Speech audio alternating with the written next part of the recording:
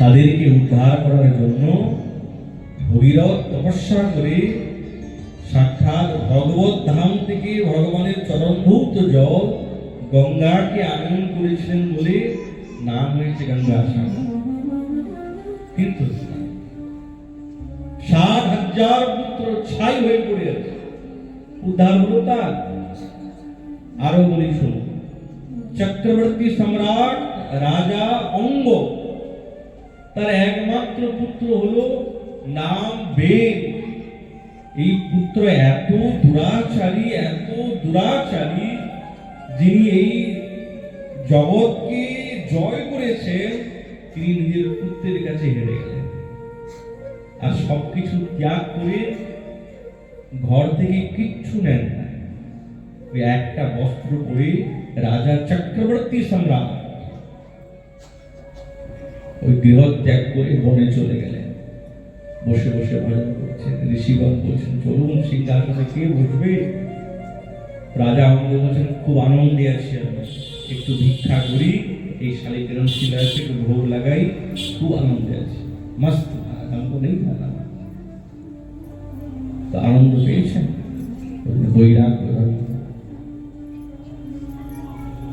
আচ্ছা আপনি দেখি তো ওই কপালটা দেখে, আমি কপাল দেখতে পাই, আপনার কপালে কি লেখা আছে দেখি, দেখা কপাল। আরে মহারাজ আপনি কাঁদলে হবে কি, সপ্তাহ জন্মাবধি পুত্র নাই বচে। এক জন্ম ৭ জন্ম যদি আপনি কাঁদেন না, আপনার পুত্র নেই। আপনার ললাটে লেখা আছে, দেখে বোঝা যাচ্ছে। আত্মদেব ব্রাহ্মণ তো মারা আছাড় করে কাঁদতে আরম্ভ করে, হায় হায় এবার আমার বুদ্ধি লাগা। এই সাধু বাবা যদি আমার ভাগ্য রেখা দেখে বলতে পারে, তাহলে বিশেষ ইনার কাছে শক্তি আছে, এনাকে পা ধরে। মহারাজ আরে আপনি আমার পায়ে ধরছেন কেন? মহারাজ আপনি যদি আমার ললাট রেখা দেখে বলতে পারে, তাহলে আপনি আমাকে তপোবলে পুত্র দিতে পারেন, আমাকে পুত্র দেন। আরে মহারাজ আপনার ভাগ্যে পুত্র নেই, আমি দেব কি করে? মহারাজ দেন না দিলে দেখুন আমি ব্রাহ্মণ, যজ্ঞোপবীত আছে, এই সামনে সরোবরের মধ্যে পাথর বুকে চাপা দিয়ে আত্মহত্যা করব। এই আত্মহত্যার ফল আপনার লাগবে, ব্রাহ্মণ। সাধু বাবা বলে মনে মনে ভাবছে সর্বনাশ, বিপদে পড়ে গেলাম, বেশ ভালোই গেঁথেছিলাম, এই চক্রে পড়ে গেলাম। পুত্র দেন, নালে ব্রাহ্মণ তার ভাগিদারি হবে। সাধু বাবার পা ধরে ফেলেছে, আর ছাড়তে চায় না। সাধু বাবার ঝোলা থেকে ফল বেরাতে দাঁড়ান দেখি, একটা ফল বের করেছে, এই না ব্রাহ্মণীকে খাইয়ে দিয়ে সুন্দর পুত্র হবে। আত্মদেব ব্রাহ্মণের কোথায় কান্না, জয় হোক সাধু বাবা কি জয় হোক। ফল নিয়ে দৌড়ে দৌড়ে এসে উপস্থিত। ও ব্রাহ্মণী, কোথায় গিয়েছিলে তুমি? বনে গিয়েছিলাম সাধু বাবার সঙ্গে সাক্ষাৎ। এই দেখো ফল দিয়েছে, আমাদের তো কোনো সন্তান নেই, এই ফলটা তুমি খেয়ে নাও, আমাদের সুন্দর পুত্র। নাম ধুন্দুলি। ধুন্দুলি মানে জানেন তো, না তো দিন আর না রাত। সন্ধ্যা দেখেন রাস্তায় দড়ি পড়ে আছে না সাপ পড়ে আছে, বোঝা যায় না। রাত্রি হলে তো দেখাই যাবে না, দিন হলে তো দেখা যাবে। যদি সন্ধ্যা হয় তখন বুঝতে পারা যায় না, একে ধুন্দুলি বলে। এইরকম হচ্ছে ধুন্দুলি, সন্ধ্যা। ব্রাহ্মণ ঠাকুর তো দিয়ে চলে গেল, ধুন্দুলি মনে মনে ভাবে আমি কি বুঝি না, এতটাই পাগল আমি জানি ব্রাহ্মণ বন থেকে বিষ ফল নিয়ে এসছে, আমাকে খাইয়ে মেরে ফেলবে, আমি যখন মরে যাব তো নতুন বিয়ে করে আসবে, ওই জন্য বিষ ফল নিয়েছে, এই ফল খাওয়া যাবে না।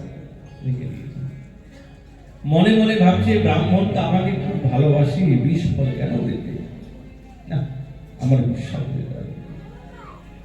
আচ্ছা যদি ফল খাই তো আমার গর্ব হবে, যদি সুখদেবের মতন 12 বছর পেটের মধ্যে থেকে যায়, হায় হায় আমার থেকে তো পেট হয়ে যাবে, তাহলে কি হবে? অকালে মৃত্যু না, ফল খাবে। আবার ভাববো যদি ফল খাই গর্ব হবে, আমাদের এই গ্রামে যদি কোনো কারণে আগুন লেগে যায় তো সকলে তো দৌড়ে পালিয়ে যাবে, আমি গর্ভবতী, দৌড়াতে পারবো না, আমি জ্বলে পুড়ে মরবো। অতএব ফল খাওয়া যাবে না।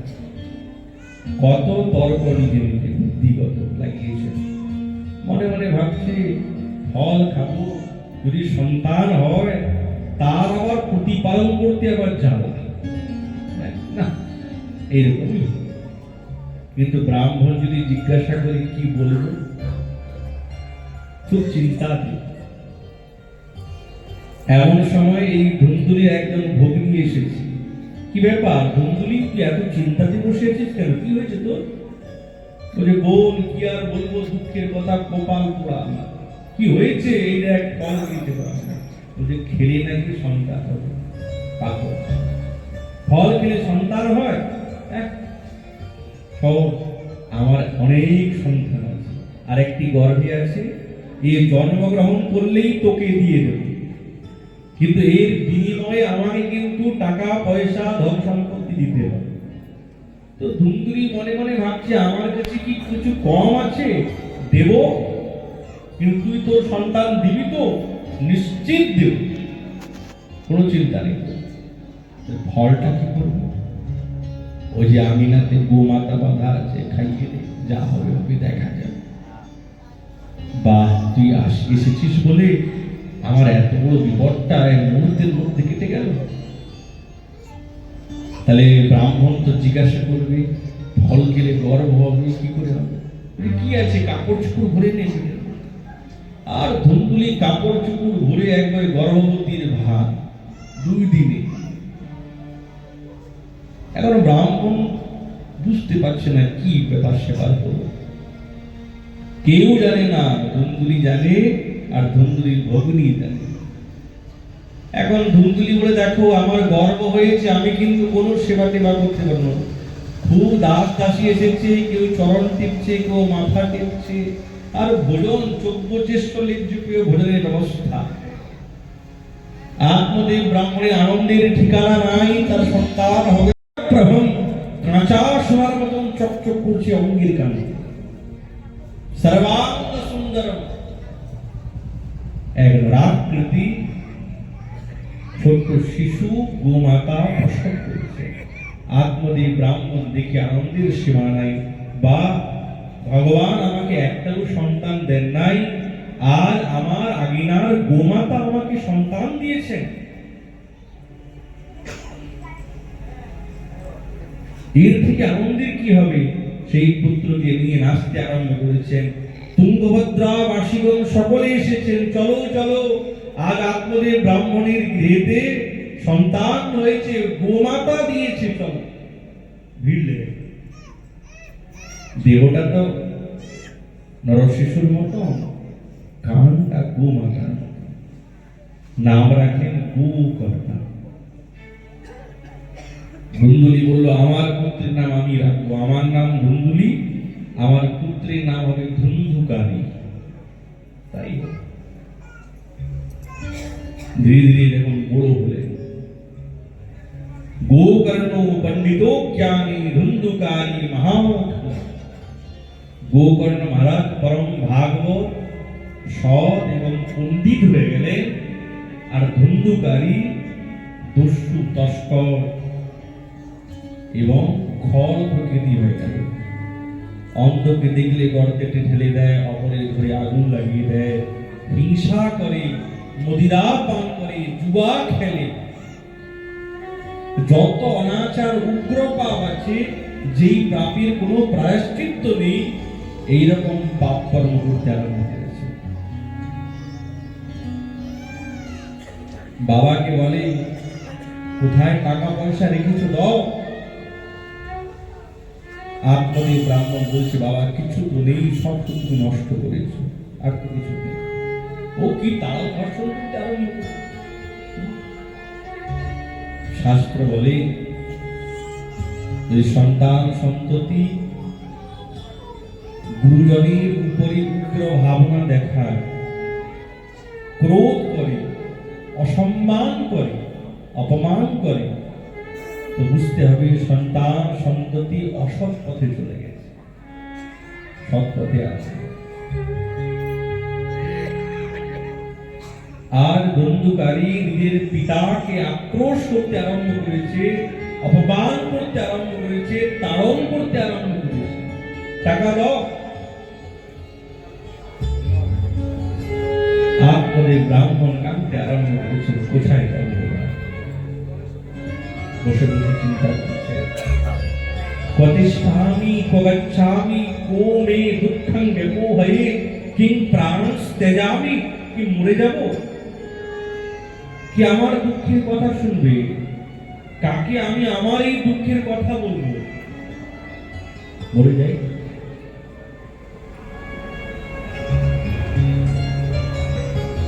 আমরা জিজ্ঞাসা করি, হে আত্মদেব ব্রাহ্মণ, তুমি আগেও মরতে গিয়েছিলে, তোমার সন্তান নেই বলে,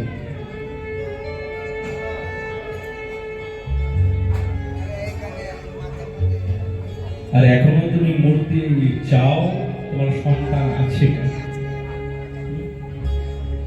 এইবারে বোঝা গেল যে সন্তান সুখ দেয় না, সন্তান সুখ দেয় না।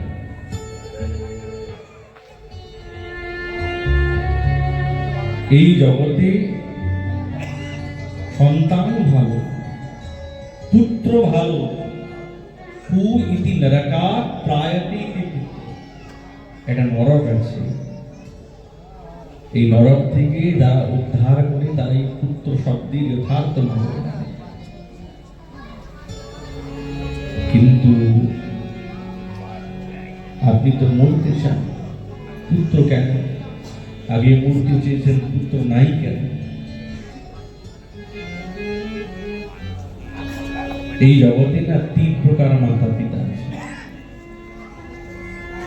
अजात मृतम मूर्खानां बरमातो न चान्ति। এক প্রকারের মাতা পিতা যার কোনো সন্তান নেই। দ্বিতীয় প্রকারের মাতা পিতা যার সন্তান ছিল কিন্তু মরে গেছে।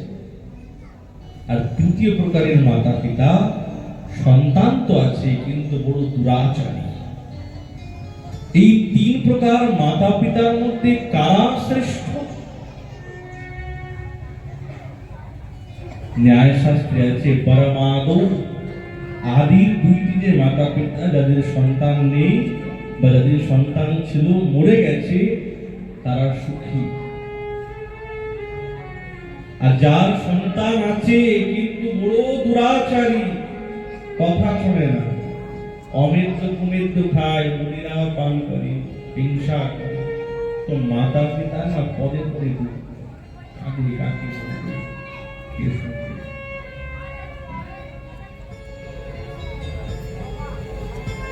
আজ আত্মদেব ব্রাহ্মণের পুত্র তো হলো কিন্তু বসে বসে কাঁদছেন। সাক্ষাৎ গোকর্ণ মহারাজ এসে, বাবা কেন কাঁদছেন? কি হয়েছে আপনার? ও,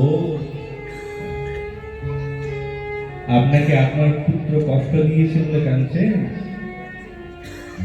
আসার সংসার দুঃখ রূপী মোহক, এই সংসারটা হচ্ছে অসার, সার নেই, তার নেই। দেখেন না, ওই আগে যখন গ্রামে গ্রামে না যারা মধু বিক্রি করে না, ওদের কাছে একটা কাঠ থাকে, ওই মধুর মধ্যে ডোবানো থাকে। যখন কেউ মধু পরীক্ষা করতে চায় তো ওই কাঠটাকে চাটা, ওই কাঠ দিয়ে দেয় মধুটাকে।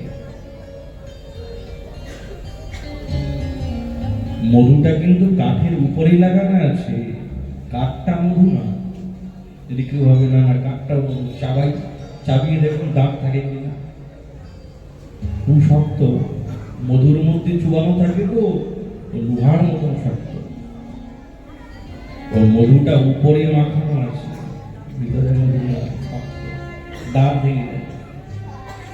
এই সংসারটা ঠিক ছিল, ऊपर ही ऊपर खूब मधु, हम तुमको बहुत प्रेम करते, तुम हमको बहुत प्रेम, ये ऊपर ऊपर वाली बात है, अंदर में कोई किसी से प्रेम नहीं करता। হয়নি। এই সংসারের নিয়মটি দুঃখ রূপী বিমোহক সুতম কশ্য ধনম কশ্য স্নেহবান জ্বলতির সম। কে কার পুত্র, কে কার ভাই, কে কার বন্ধু, এদের প্রতি যে যত স্নেহ করবে সে তত জ্বলবে। এই জগতে সুখী কে? কি ইন্দ্র সুখী, চক্রবর্তী সম্রাট সুখী, না সাক্ষাৎ ব্রহ্মা সুখী? কেউ সুখী না।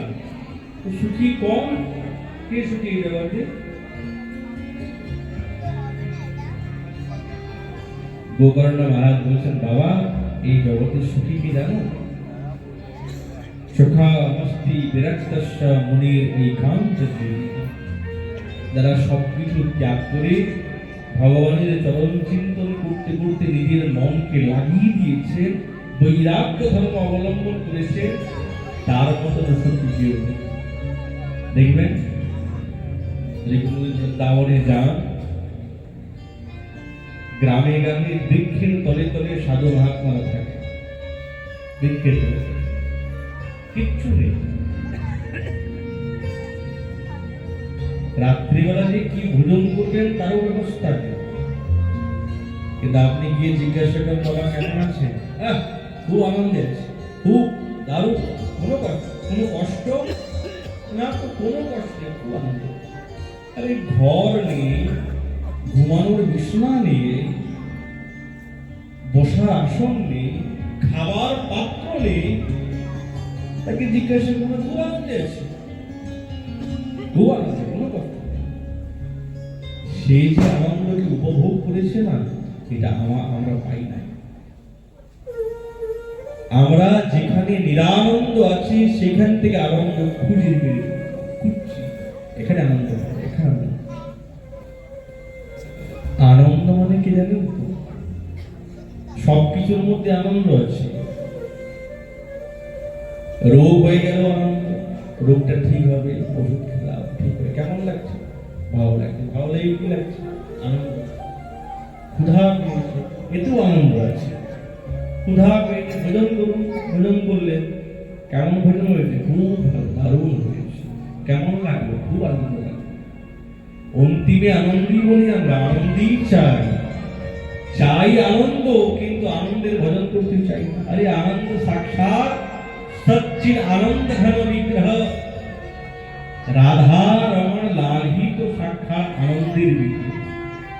তার ভজন না করে আনন্দ পাবো কোথায়?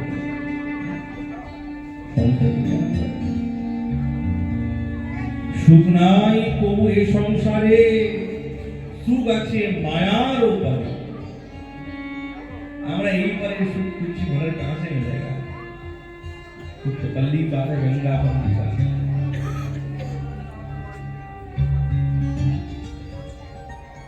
জগৎগুরু শঙ্করাচার্য বলছেন, কা তব কান্তা কস্তে পুত্র সংসারো অয়ম অতীব বিচিত্র। জগৎগুরু শঙ্করাচার্য আজ থেকে 2000 বছর আগের কথা, আজকের কথা 2000 বছর আগের কথা। কস্ত্বতং বা কুত আয়াত তত্ত্বং চিন্তয়ত ইদং ঘাত। জগৎগুরু শঙ্করাচার্য বলছেন, ভাই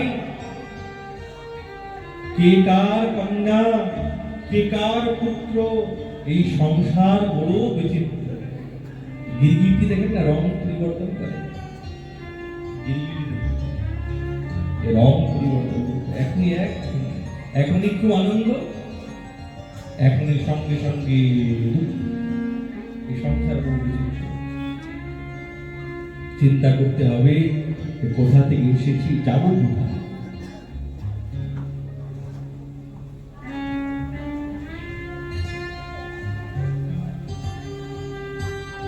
আত্মদেব ব্রাহ্মণ বলছে, বাপ তোমার কথা আমি বুঝতে পারছি।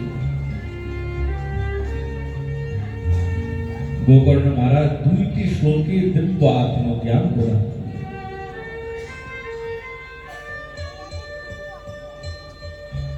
আজ आत्मदेव ब्रह्म यथार्थ पद পেয়ে গেলেন। দশম স্কন্ধের পাঠ করতে করতে ভগবত ধামে চললেন। ধুন্ধুকারী যাওয়াতে ধুন্ধুলি তিনি অন্ধকূপের মধ্যে পড়ে নিজের প্রাণটাকে বিসর্জন ত্যাগ করে দিলেন। এখন ধুন্ধুকারী করল কি, ঘরেতে 5 জন বারবনিতাকে নিয়ে এসে ওদের সেবা করতে আরম্ভ করে। প্রত্যেকদিন চুরি ডাকাতি করে। আজ রাজার কোষাগার থেকে ডাকাতি করে এনেছে দেবীগণ, এই দেখো কত আভূষণ কত বস্ত্র তোমাদের জন্য নিয়ে এসেছে। দেবীগণ মনে মনে ভাবছে প্রত্যেকদিন চুরি করে আনে, আজ রাজার কোষাগার থেকে চুরি করে এনেছে। যদি রাজা জানতে পারে তো কাল আমাদের সকলকে মৃত্যুদণ্ড দেবে। এ তো মরবেই মরবে, সঙ্গে আমরাও মরব। অতিরিকে মেরে ফেললাই সাপ। বেশ মদিরা পান করিয়েছেন, গলায় দড়ি বেঁধেছেন, এইদিকে 2 জন আর ওইদিকে 2 জন, হাত পা সব বেঁধেছে। মরছে না, চিৎকার করছে, যদি একবার হাত ছাড়া হয়ে যায় তাহলে এ কিন্তু আমাদেরকে ছাড়বে না। কিন্তু মরছে না তো। এই দেখ পাশে আগুন জ্বলছে, দেব মুখের মধ্যে তপ্ত কাষ্ঠ দাউ দাউ করে জ্বলছে। ওই ধুন্ধুকারীর মুখের মধ্যে যেমনি দিলেন, ছটফট করতে করতে করতে করতে এই ধুন্ধুকারীর প্রাণান্ত হয়ে গেল। এখন কোন দেহ পেয়েছে? বলছে বায়বীয় পিশাচ হয়ে গেল, ব্রহ্মদেব ঘুরে বেড়ায়। তৃষ্ণা পায় কিন্তু জল খেতে পারে না, ক্ষুধা পায় ভোজন করতে পারে। কি হবে বা? গোকর্ণ মহারাজ ভ্রমণ করতে করতে করতে করতে যখন পুনরায় তিনি গৃহে এসেছেন, সন্ধ্যাবেলা আঙিনাতে বসে মন্ত্র স্মরণ করছেন। তো কখন দেখেন বাঘ, কখন দেখেন ভাল্লুক, কখন হরিণ, কখন ছাগল। কে তুমি? এইরকম রূপ পরিবর্তন করছো কে? শব্দ নেই। কমণ্ডলুদের তীর্থের জল ছিল তো, নিয়ে যেমনি ছিটিয়ে দিলেন, अस्पृष्ट शब्द বলছে अहम भ्रातो तदीयोस्मि ধুন্ধুকারীতি নামতঃ। আমি তোমার ভাই ধুন্ধুকারী। আমি সারা জীবন এত কুকর্ম করেছি, তার ফলে আমি এইরকম ভূত হয়ে গেছি। পিশাচ, ভূতের থেকে ভয়ানক পিশাচ। কি করে? আমার খুব পিপাসা লেগেছে, গলা শুকিয়ে যাচ্ছে, জল খেতে পারছি, ক্ষুধা পেয়েছে, ভোজন করতে পারছে, তুমি আমাকে উদ্ধার কেন? তোমার জন্য তো আমি শ্রাদ্ধ করেছি, গয়াতে প্রেত শিলাতে পিণ্ড দিয়েছি। প্রেত বলছে মহারাজ, গয়া শ্রাদ্ধ সতে নাপি মুক্তির মেন ভবিষ্যতি। তুমি যদি আমার জন্য 112 প্রেত শিলাতে শ্রাদ্ধ করো, তবু আমার মুক্তি হবে। তাহলে গয়াতে পিণ্ড দিলেই কিন্তু মুক্তি পায় না। ভাগবতের কথা, যার মুক্তি হয় নাই সেই নিজেই বলছে ধন্যবাদ।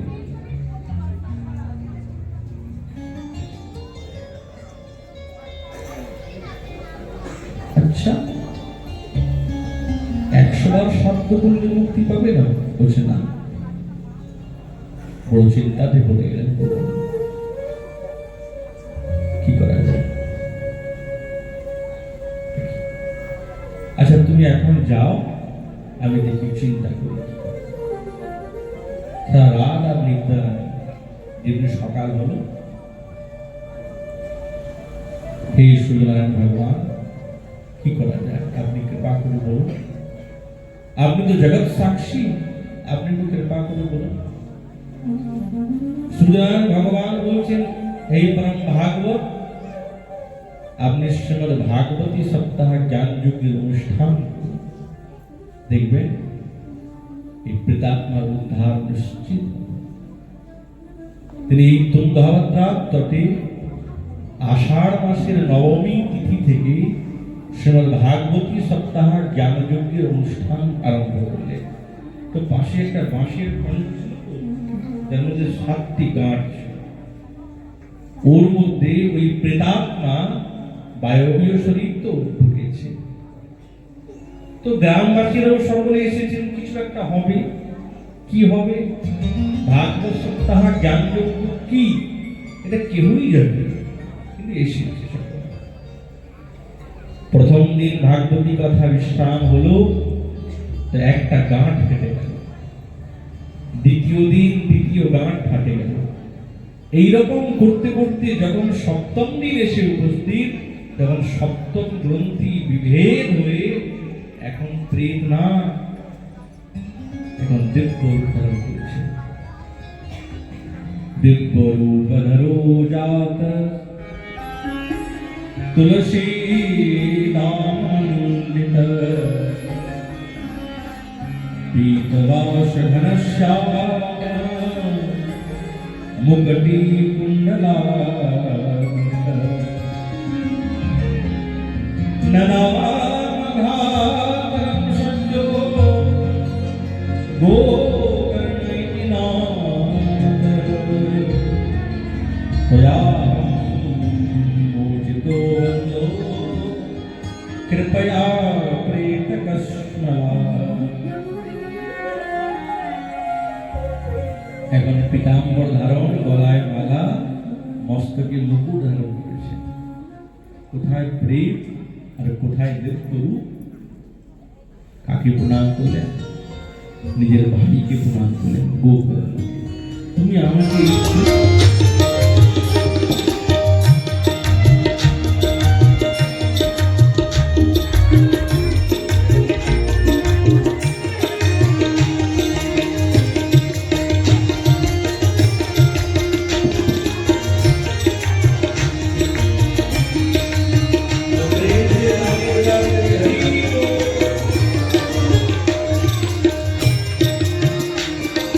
राधे तेरे नाम की